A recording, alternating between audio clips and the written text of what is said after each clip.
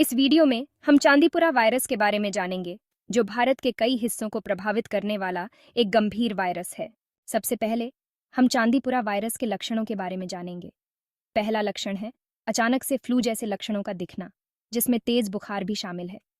Chandipura virus के संक्रमण में तेज सर दर्द होना आम बात है। इस संक्रमण में बार बार उल्टी और दस्त हो सकते हैं, लेकिन ये जल्दी ही और भी गंभीर दिमाग से जुड़ी समस्याओं में बदल सकते हैं। चांदीपुरा वायरस का एक प्रमुख लक्षण है दौरे पड़ना, भ्रम, चिड़चिड़ापन और होश में बदलाव आ सकते हैं। चांदीपुरा वायरस एक खतरनाक रोगजनक है जो दिमाग में तेजी से सूजन पैदा कर सकता है। गंभीर मामलों में संक्रमण से कोमा और मृत्यु हो सकती है।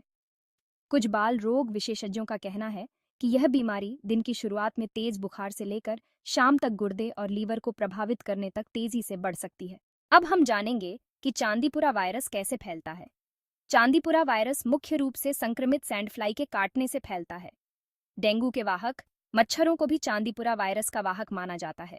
कुछ जानवरों की प्रजातियां वायरस के लिए भंडार का काम कर सकती हैं, हालांकि इस पर अभी भी शोध चल रहा है। अब हम जानेंगे कि इस चांदीपुरा वायरस से कैसे बचाव करें। विशेषज्ञ बच्चों में इसके प्रसार के पीछे का कारण उनकी प्रतिरक्षा प्रणाली को मानते हैं, जो पूरी तरह से विकसित नहीं होती है, जिससे वे अधिक असुरक्षित हो जाते हैं।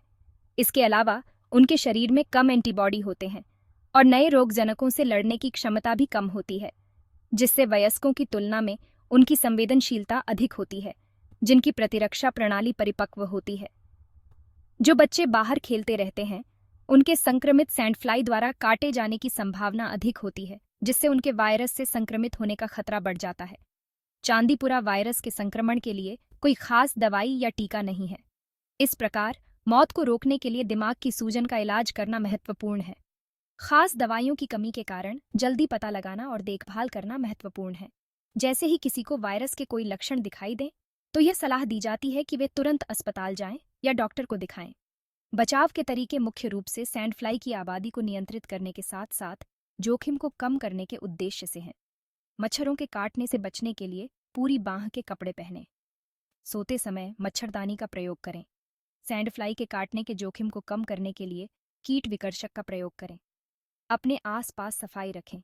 सुनिश्चित करें कि आपके इलाके में सैंड फ्लाई के पनपने के कोई जगह न हो। कीटनाशक छिड़काव के माध्यम से सैंड फ्लाई के आवासों को कम करना।